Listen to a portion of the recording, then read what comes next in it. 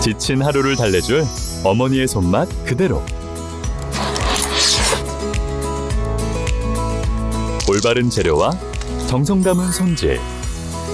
홍시로 완성한 달콤한 감칠맛. 집에서도 편하게 택배로 받아보세요.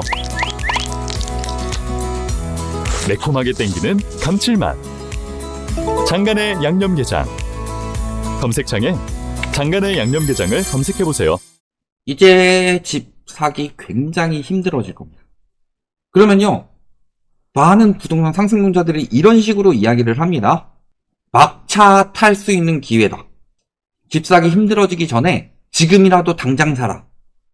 근데 그게 되게 멍청한 소리인 게 뭐냐면요, 내가 집을 사가지고 돈을 벌기 위해서는요, 내가 산 가격보다 더 비싸게 사줄 사람이 있어야 돼요.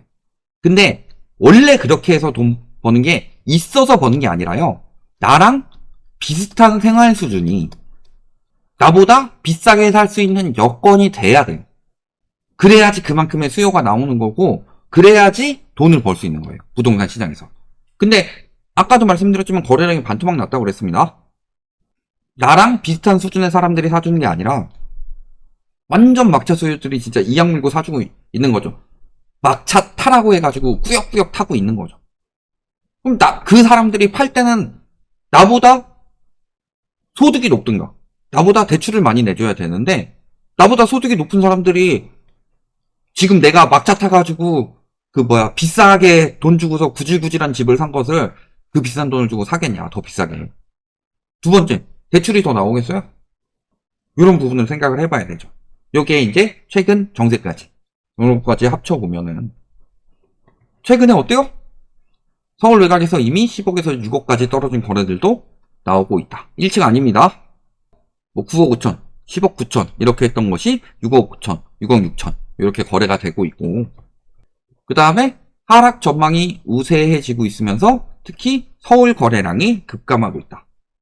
저것도 비교 대상이 어디냐에 따라 다른데요, 말씀드렸지만 아파트 거래량 같은 경우는요, 평년 안 나와도 70에서 잘 나오면 120만까지 나왔던 게 지금 3년째 50만 거래량으로 나오고 있어요.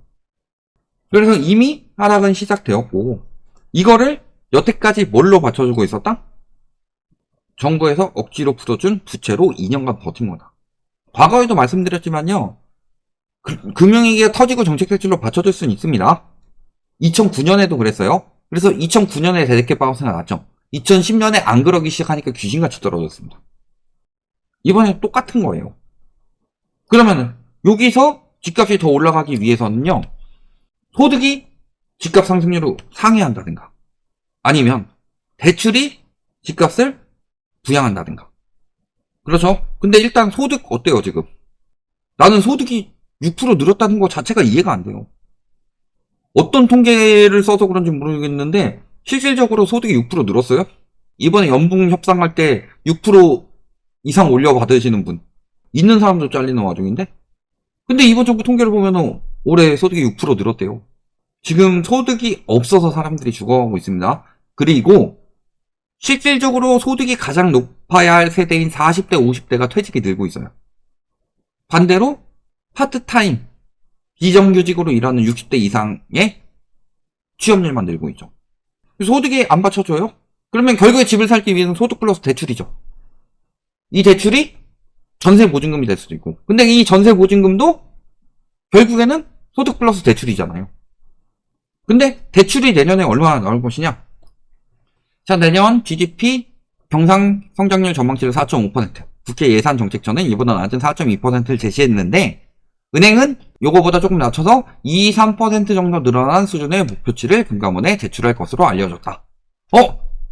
올해는 1.5에서 2%였는데 2-3%로 늘었으면요, 더 많이 나오는 거 아니야? 근데 올해 이렇게 나갔어요. 5대 은행에서 2023년 5대 은행 가계대출 잔액은 692조 4,094억 원이었습니다. 그리고 저번 달 5대 은행 가계대출 잔액은 733조 3,387억 원이 나오면서 이미 6% 가까이 증가했습니다. 목표치에 3, 4배 정도나 많이 나왔죠. 그럼 2-3% 수준, 3%라고 하더라도요, 요거 12월까지 지나면 6%는 나오겠죠? 11월에 1조 정도밖에 안 늘었어요. 근데 10월까지만 하더라도 5.7% 정도였어요. 6% 나온다는 소리는 내년에 대출이 반토막이 난다. 그러면요, 예를 들어서 12월에 극적으로 많이 늘어서 계산하기 편하게 740조까지 늘어났다고 쳐봅시다. 3%, 3%도 아니고 3%로 했다. 그러면 762조 2천억이에요. 22.2조예요. 정부에서 정책 대출 풀고 뭐 한다는 거, 뭐 55조를 푼다느니 어림도 없겠죠. 22.2조면요, 한 달 기준으로 1, 2조밖에 안 늘어난다는 소리예요. 월 1, 2조 늘었을 때 집값 올라가는 경우 있어요? 11월에 이렇게 침체됐는데도 1조 늘었어요? 1, 2조 늘어가지고 상승시킬 수 있겠어요? 그러면은 2, 3%라고 이야기했지만 올해도 넘어서는 거 보면은 경상성장률 올해 4.7% 예상했는데 얘보다 떨어질 걸로 보이죠? 근데 5.9%나 푼 거 봐라. 경상성장률 정도는 풀지 않겠냐? 자, 경상성장률 내년 경제성장률 전망치를 1.9%로 제시했고 물가상승률 역시 1.9%로 제시했습니다. 대략 3.8% 정도의 명목 경제성장률이 나온다는 소리죠. 여기서 플러스 마이너스 0.12%포인트 정도 차이 날 거예요. 많아봐야 4%다. 얼마나 늘어날 수 있겠냐. 여기에 우리나라 경제 전망은요, 매번 상고하저였습니다. 상반기는 무조건 잘 된다고 하다가 하반기에 무너졌어요. 지금 내년 경제성장률도 보면요, 상반기 박살나고 하반기에 살아나는 걸로 잡혀있어요. 맨날 전망은 상저하고로 하는데 결과는 상고하저로 나오죠. 물론 대통령이 바뀌고 여러 가지 바뀔 수는 있겠지만 전반적인 경제 상황이요, 이번 대통령은 경제에 대해서 죽이려고 했어요? 죽이려는 정책들이 많이 나오긴 했지만 뭔가 희망적인 부분을 봤기 때문에 계속 그런 거죠. 희망적인 부분을 봐가지고 하는데 그거는 항상 희망사항이었을 뿐이죠. 내년에 경제가 좋아질 걸로 보이지 않아요. 트럼프 리스크 내년에 터지는데 바이든 리스크보다 더 큰 게 터지는데 그 상황에서 내수가 괜찮아요? 수출이 괜찮아요? 하반기는 살아날 거다? 왜? 하반기는 살아난다는 사람들 치고서 왜가 없어요. 개선될 것으로 전망된다. 보통 이렇게 이야기를 하지. 그러니까 경상성장률도 굉장히 떨어질 수밖에 없는 상황이에요. 근데 문제는 아까 22.2조 그래도 이게 대출이 쏠리면은 집값을 올리는 영향을 주지 않겠냐. 예를 들어서 이번에 뭐 7, 8, 9월 같은 경우 보면 막 5, 6조씩 막 늘어나가지고 쭉쭉 집값을 올리지 않냐. 근데 내년에 월별 관리 또는 분기별 관리를 하겠다. 그래서 특정 기간에 편중되지 않도록. 그렇다면요, 대략 월 1, 2조 정도. 그 다음에 분기별로 5, 6조 정도가 분기별로 관리가 될 텐데, 이게 한 개의 월에 나와야지 집값을 올릴 수 있는 정도지, 저게 한 2조씩 푼다고 해서 얼마나 되겠어요? 그러면 내년에 대출 리셋돼가지고 대출 쭉쭉 받으면 된다? 아니요. 특히 내년 1월에 대출 진짜 절벽 나올 것 같습니다. 왜 내년에 1월에 대출 더 안 나올 것 같냐면요. 하나은행, 신한은행 이런 데가 내년 거를 지금 미리 신청받고 있어요.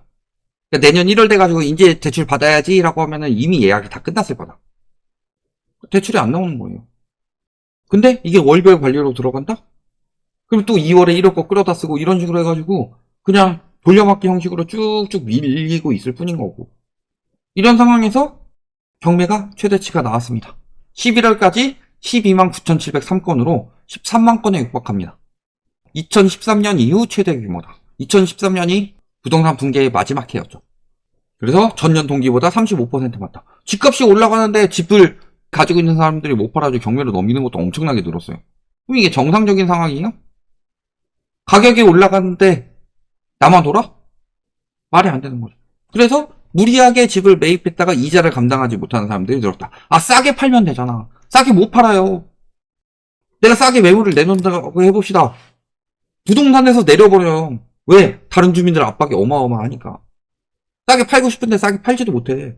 그러다가 나 경매 넘어가는 거예요. 담합하는 양아치들 때문에요. 시장 경제가 왜곡이 되고 그 다음에 손절로 끝날 것이 파산으로 이어진다. 남의 인생 말아먹으면서 맨날 여기 와서 그러죠? 남의 집값 떨어지라고 막 하면서 남의 인생 막 무너지라고 기도를 한다. 아니요. 너네가 진짜 인생 무너뜨리는 거지. 담합해가지고 가격 올리는 거. 정상적이요? 네 앞에 시장에 가봐라. 콩나물 막 5,000원씩 했는데 다 같이 담합해가지고 10,000원을 올려봐요. 거기서 본인은 쌍욕 할 거냐 안 할 거냐. 아, 이 사람들도 돈 벌어야 되고 나도 돈 벌어야 되니까 이 사람들은 돈 벌려고 하는 거구나 하고 이해하고 넘어갈 거냐. 근데 진짜 문제인 게 뭔지 아세요? 여기서 끝이 아니란 거예요. 내년에요. 일단 지금 봅시다. 지금 대출 규제 여파 속 매도 행렬인데 10년 초과 보유 매도자 비중이 점점 늘어나고 있죠. 즉 매도가 계속 쏟아지고 있는데 10년 이상 보유된 주택이 많이 팔린다는 소리는요. 장기간 보유하고 있던 주택을 많이 팔았다. 이렇게 볼 수도 있겠지만 또 한 가지 뭐예요? 신축이 아니라 구축이 많이 팔리고 있다는 소리예요. 10년 보유하고 판다는 소리는 10년 이상 된 집이란 소리입니다. 10년 이상 된 집은요. 구축이란 소리예요. 구축 거래 비중이 늘어났다는 소리다.